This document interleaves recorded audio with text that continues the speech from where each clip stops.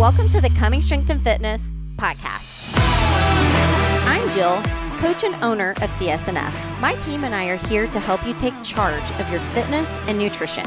In each episode, we'll provide you our best so that you can take your health to the next level. I hope you enjoyed today's episode with our host and coach, Alex Cottingham. Hey guys, we are on a podcast episode with the Coming Strength and Fitness podcast. I'm your host, Alex. I'm excited to be talking today about injuries. Before we do, I would like to welcome my very special guest. You probably have never heard of her, never been on an episode before. She's a big stranger to Coming Strength and Fitness. Jill Thornton. Just a newbie. I'm just kidding, Jill. You are the expert. I'm interviewing you. We're having a conversation. Jill, how are you? I'm doing great. Jill, we're talking about injuries. If you just had to take a random guess at how many injuries you think you've had in your life, how many do you think you've had? Gosh, starting with softball and my high school my high school sporting stint. Oh, gosh, a dozen?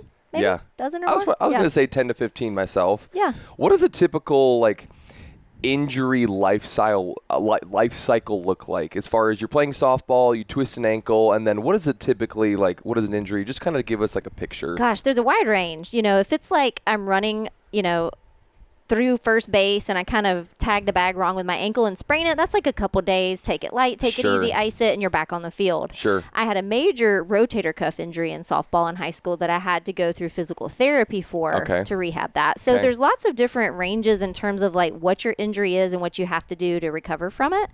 And I've had a lot of different ones. Like I got a black eye from getting hit with a ring one time here in the gym. Not really an injury, but don't let the ring hit you in the eye.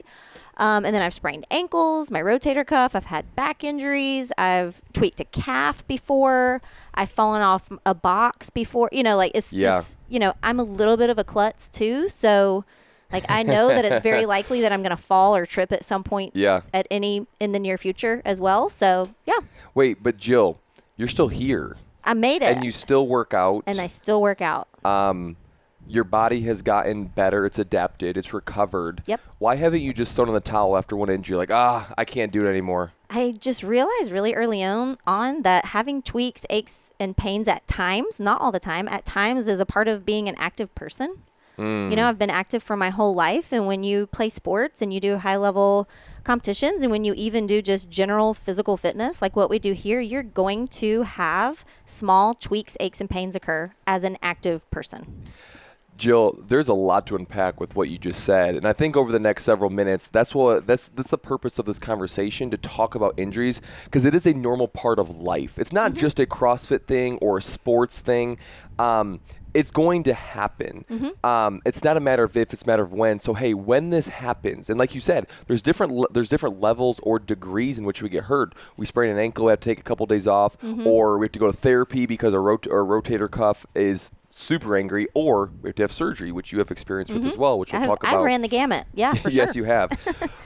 So we're going to talk about some of these dynamics and basically what do you do when you get injured? What do you do? That's kind of the whole preface of this conversation. So Jill, I would love to kind of riff on for a minute the difference between a tweak and an injury. There is a big difference because, I think the word injury and the word pain are just overused, and they're just kind of I'm feeling pain right here. Well, it's just tight. Go roll it out. Or, oh my gosh, I can't bend over like you because you have surgery. That's an injury. Right. Tell us the difference between a tweak or a nag or a whatever uncomfortable thing in your shoulder versus, oh my gosh, I'm injured. Yeah, I would say a tweak is something that comes and goes pretty quickly as long as you give it the attention it needs when it happens. How would you define quickly? Okay, so let's say I ripped my hand on doing pull-ups, which I don't do that anymore because actually a hand tear is an injury. And anytime I feel that coming, I stop. So I highly recommend other people do that. If you ever, continue to do pull-ups through blood, you better be at the CrossFit Games because otherwise it's an injury. Because you can't wash your hair, you can't do your job, you can't come into the gym the next day with this big tear in your hand. I learned that early on. Anyhow, so the lens that I like to view tweaks, aches, pains, and injuries through is this something that you can, take a couple days, do different types of movements to let that body part rest and be back at it? That's probably a tweak or an ache, you know? An injury is something that is really causing you to press the brakes on your training, on your activity. Like it's impacting your day, what you're trying to do in your career. Your quality of life might be impacted as well. An injury is something that you have to take a focused effort towards rehabbing and resolving. Yeah. For me, another component I would add to that is the component of functionality. When I have a tweak in just like my upper rib or my back, I can pretty much still press overhead. I can still pull. You can feel it's there. It's kind of like a rock in your shoe. Maybe the pain is on a 2 or 3 out of 10. Right. An injury is a limitation. Think of like you have a 3rd-degree tear in your ankle ligament and you have to be on crutches. You are now limited in how you have to walk. You cannot squat. You cannot do load-bearing things. So there are things you can do, but there's most of the things you can't. Exactly. Yes. But the thing that I'm thinking of is an injury has severe limitations that you need to alter. You can still move and still be proactive about it, but a tweak and a tear is a little bit different, and it's actually really, really good to continue to move, to continue to mobilize through that and move through that, because we believe that movement is medicine. Jill, so here's a question in that regard. Where does soreness play into that? Is that a tweak or an injury? Because people are like, oh, I'm super, super sore. Is that even something to take into consideration? Yeah, and I actually think sometimes people don't know the difference in soreness and pain. That's a good point. There is a big difference. Yeah. Soreness is a buildup of lactic acid in your muscle from something you did to put basically stress on that muscle. And that's how you get stronger. That's how you get fitter. That's how your body makes adaptations to the work you're doing here at the gym. Soreness is to be expected. And it's not an injury. You're just sore. Exactly. And I like what you said. There's a difference between soreness and pain. Yes. Because you can experience pain in a tweak, maybe a 2 or 3 out of 10. You can experience pain in an injury. Maybe it's a 9 or 10 out of 10. But when it comes to soreness, the pain is different, but the pain is normal. It means you're actually going to recover faster, better. I mean, that's just the science behind exercise. It's called progressive overload. When that's you actually how your body get sore, makes adaptations to stress. Exactly. Where I remember talking with an athlete maybe 2 or 3 weeks ago in a one-on-one check, and he's like, oh, I'm experiencing a bunch of pain right here in like my upper shin area. I was like, describe to me the pain. And come to find out, we took a lacrosse ball and just basically rubbed it out. The pain went away. And it was just like, tight. It was just tight. And it was just maybe a little uncomfortable, but it wasn't a tweak and it wasn't an injury. It just was sore. Right. And one thing we have to remember, I'm just going to point this out, is that you and I have been doing fitness for a long time. We can see the distinguishment between these things very easily. Yeah. I think, people who are just trying to get fit and healthy and don't do what we do as professionals, they don't know the difference. So what we do here is we try to help educate people on, hey, you're probably just a little sore. Yes. That lacrosse ball move that you did, perfect. Yes. That's why we're here. Tell me what aches and what pains and if you're sore or if you're hurt, and we can make a plan for you around that. That's why working with your coach is so valuable, because for people who this is new to, they think any sort of discomfort is something we should avoid. We don't want to get injured. But in fact, we're just sore or we just have a tweak, which in fact, when we actually push through those in a very smart, intentional way, that's how we get bigger, faster, stronger, and we actually make quote unquote gains. We don't push past a limitation, but that's why what I'm saying, working with your coach is so valuable, because they will help kind of distinguish and decipher what are something we should work through and what's something we need to actually care for and rest. Yes. So, for example, soreness, it's actually good to maybe not do the exact same thing, but to keep moving, to sweat it out a little bit. Let's say you're super, super sore from doing a lot of squats in your quads. Still come to class the next day. We know it's going to be sore, but you actually need to move. It's going to help. But an injury, you have a bulging disc, you have a torn rotator cuff, you need to have back surgery. That's a little bit different story. Totally different. And I would say those things are about 2% of the equation. Where I would argue people think it's higher than that. Yes. It's 30, 40, 50, 60%, where in reality, no, you can actually do a little bit more. Which I would say step number 1 is understanding the difference and understanding what you're working with. And asking your coach to help you understand what it is. Because if you think it's something it's not, you're going to be creating sideways energy and going in the wrong direction, because you think it's an injury, it's actually a tweak, and you can improve by still coming to the gym. Jill, quick 30, 60 seconds. When we get tweaks or injuries or aches, it can actually happen in a lot of different parts of our body. It can be part of the muscles, the bones, the tendons, the ligaments, the fascia. It can just be your nervous system. I tell people the most common kind of tweaks or pains or any kind of like discomfort, the one you want is muscular, because that's going to heal the quickest. You kind of have like a first degree little strain in a back muscle. You give it 3 or 4 days of tender love and care, it's going to heal. If you hurt a bone, not necessarily like you break a bone, but a bone bruise or have an injury to like a little bit deeper level, that's going to take some time. The worst is a nerve. If you actually You're like, telling me. oh my God, yeah, you know this. And I kind of wanted to segue into your backstory. When you aggravate or injure or even rupture or tear a nerve, that is the longest, and sometimes it doesn't fully come back. Jill, talk to us about your experience. So, I would like to preface this injury that I had as something that a form of exercise, a barbell, a pull-up, a, yoga, running, CrossFit, did not cause this injury. This injury was a long time coming. I went into a competition already with back pain, and I knew that I was going to be pushing the envelope, and I made that choice.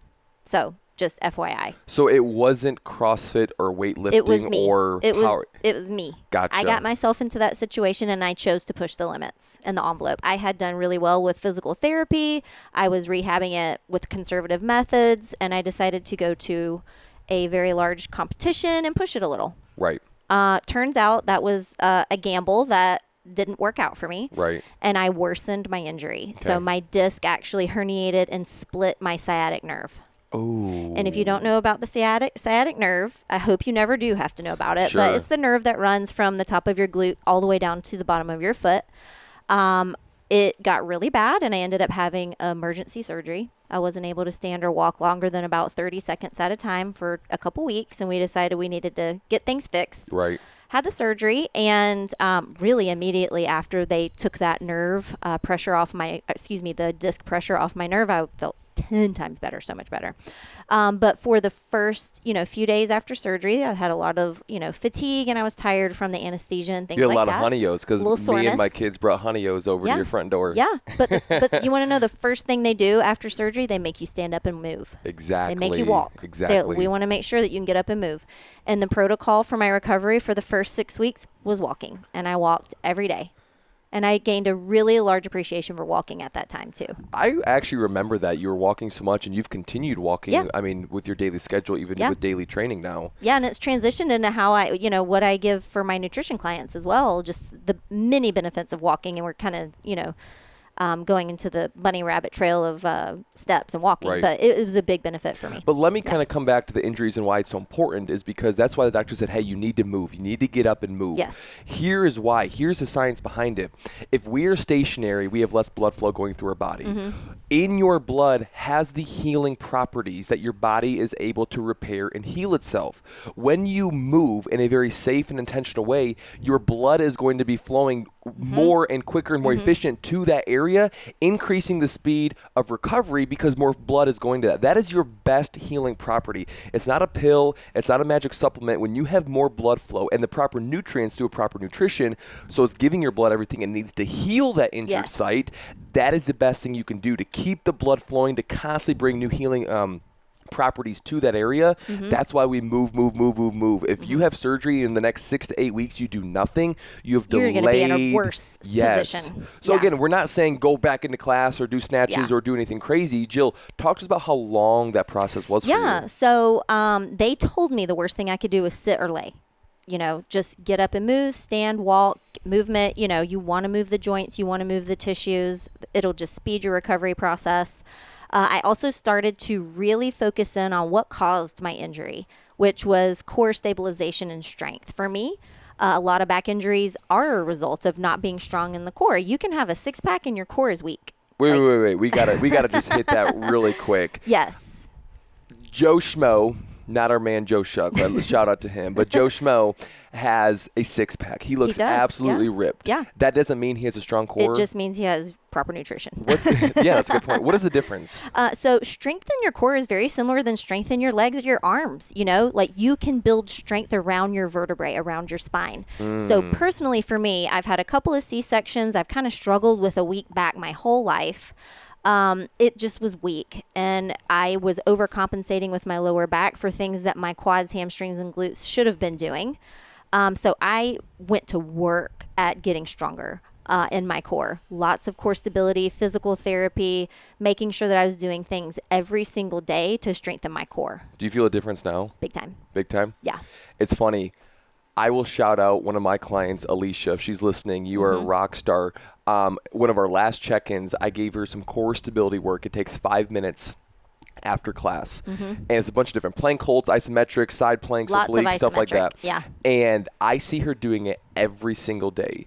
Yesterday in class, one of our skill portions was 6 minutes between on and off between different plank work stuff. And then the last 2 minutes, you had to accumulate 2 minutes of a plank hold. It was hard. People were struggling. They were coming down. They're like, oh my gosh.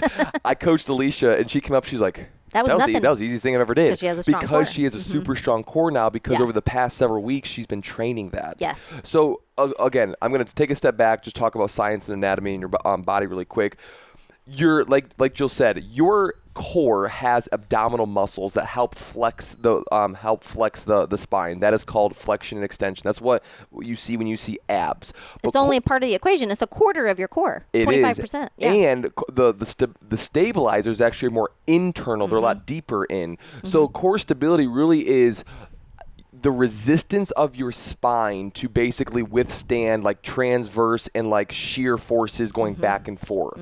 So if you have all of those deep intermuscles on the side, in the back, and within, being able to resist those combative loads to your spine because they have the strength to do so, you are going to be less prone to injury, which is why the movements here in CrossFit are what we call core to extremity movements. When we are doing a push press overhead, if our core is not stabilizing our spine, A, we're not going to lift more, and B, we're at greater risk of injury, which is why core stability always starts there. And Jill, you know that firsthand. And I would say, this is specifically a spine injury, but there's shoulders, knees, like glutes, elbow. I mean, we have a lot of body parts.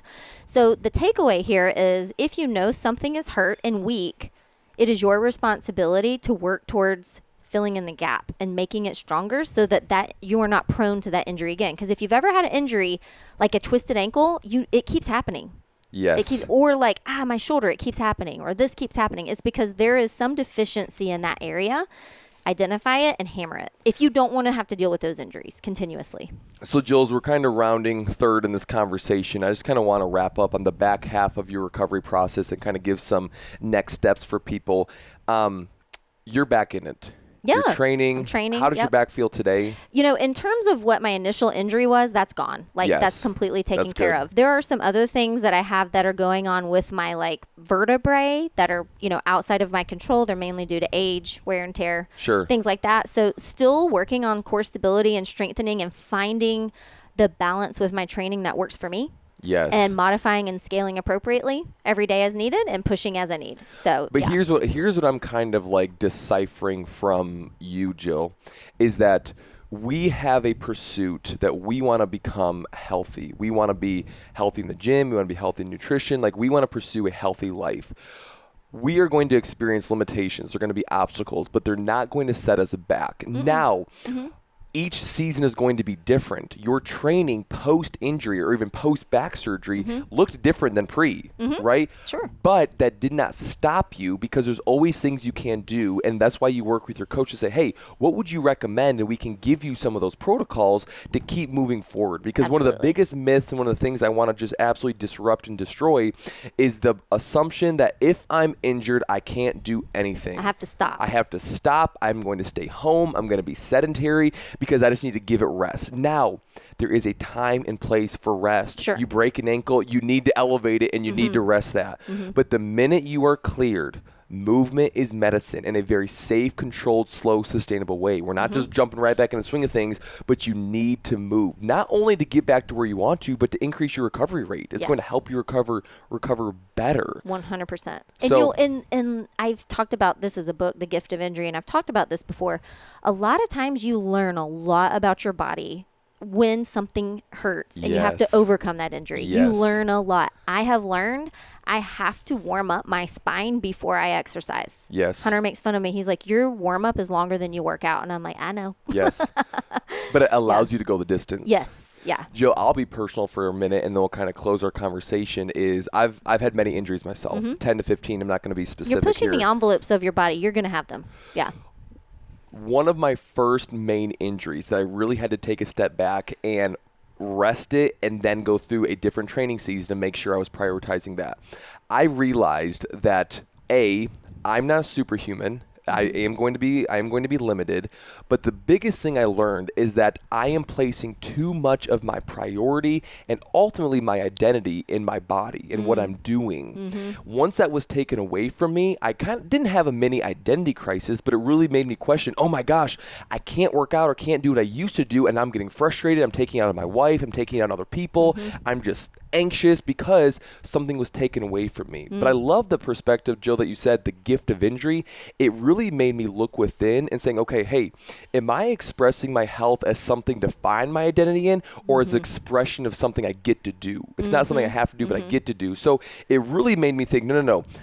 I'm going to come to the gym because I want to be a good steward of my health, but it's not necessarily where I place my identity in. I mean, this could be the scale, the number on the scale. Sure. This could be how many workouts you're doing, how you look in the mirror. But this is more of, hey, we want to be good stewards of this, but it's not a good place of our identity. Right. So that's something that I learned. I'm like, hey, I'm going to have a better mindset moving forward. And I got that through the gift of injuries. Yeah. It's a great book. I forgot who wrote it, but if you Google it, I'm sure it'll come right up. Shameless plug. Jill, as we're coming to a close here, why doesn't our main takeaway be, what are 1, 2, or 3 of your favorite core stability exercises that you've done throughout your process? And I'll say this, the other gift of this injury is how I'm able to help other people. I have a lot of people that ask about back rehab and what to do, and I am more than happy to help, more than happy. So the protocol that I used, in addition to physical therapy, was the McGill Big 3. Yes. Google it. You can find a million YouTube videos on it. It is a focus on stabilizing and strengthening all 4 sides of your core. Yeah. And it's very simple. And here's the thing about rehabbing an injury. It's not sexy. It's not shiny. It's actually boring. It's the grunt work. It's grunt work, and you are not going to want to do it. It's a great point. It is absolutely necessary that you do it. If you come in and you do your core stability instead of the Metcon, that's probably a better option if you're dealing with a back injury. So those McGill Big 3 was a huge player for me. Any kind of isometric holding, where you're holding and contracting your spine and your back and your core, not your spine, but your abs, those are all wonderful for strengthening core stability. And honestly, heavy lifting really strengthens your core. Yes. If you're able to do that based on what your injury is, heavy back squats, heavy deadlifts, things of that, of course, with proper mechanics and form, those also strengthen your core a lot. Everything we do in here is core to extremity, so it begins and ends with the core, which means we're getting stronger when we do toes to bar and when we do hand release push-ups or burpees or anything like that. So there's a lot of different ways, but the main protocol that I used for my specific situation was the McGill Big 3. Jill, I just want to echo one thing you said as we kind of come to a close here, is that what's going to actually take your game to the next level is the non-sexy, grunt, dirty, just boring work. It is boring. I will say it. Because not just holding a plank or doing the McGill Big 3, but it's, let's say we sprained or broke an ankle, we're going to need to do ankle mobility and banded distraction and a bunch of different rehab and prehab work. That's going to be boring. We're going to be off in the corner doing that ourselves, but it's that consistency of doing that boring, non-sexy, non-glamorous work that's going to help our ankles go back to full range of motion so we can't actually get into a proper squat. Right. Or it's, we hurt our shoulder, it's hitting crossover symmetry 5 minutes before class every single day. That's not fun. No one's doing it with you, but that's what's going to get you to the next level or really go the distance, if I could say. It's going to help with longevity. Gives you the longevity. Yeah, so that is, I think that is the secret sauce of what we do here. It's not the workouts, it's the mobility, it's the rest, it's the taking time when we need to. It's all that non-glamorous, non-sexy work that we know is important. That's like, oh yeah, I should do. I mean, so many times like people are like, oh, I have this shoulder injury, is giving me tweaks or whatever. I'm like, hey, have you at least like stretched it or did mobility or Not like? really. No, I just take ibuprofen. Literally. I just take some ibuprofen. Ibuprofen's just a Band-Aid. It Like is, it's going to give you a temporary relief, but nothing wrong with it. I'm just saying it's not place. fixing it though. It's not a long-term fix. So our main takeaway for this is just to create context around injuries. And I hope that when you do experience, we hope a small injury, not a big injury, but if you ever experience an injury, that this is a resource for you to go back to listen and, I mean, share it with anybody who's going through an injury themselves. But there is something you can do. You don't need to stop, and there is a way forward, and you can keep going. You don't need to lose all your progress or your gains. You might take one step forward, but then you'll take one step back, but then 2 steps forwards afterwards. So keep going. You can do it. And Jill, you're a legend. You're a legend. All right, guys, we'll see ya. See ya. Thank you for joining us today, friends. I hope today's conversation helped you gain a greater understanding of the mission at CSNF to change lives through fitness and nutrition. Check us out on social media or reach out at comingstrengthandfitness.com. We would love to help you take your health to the next level. We'll see you next time.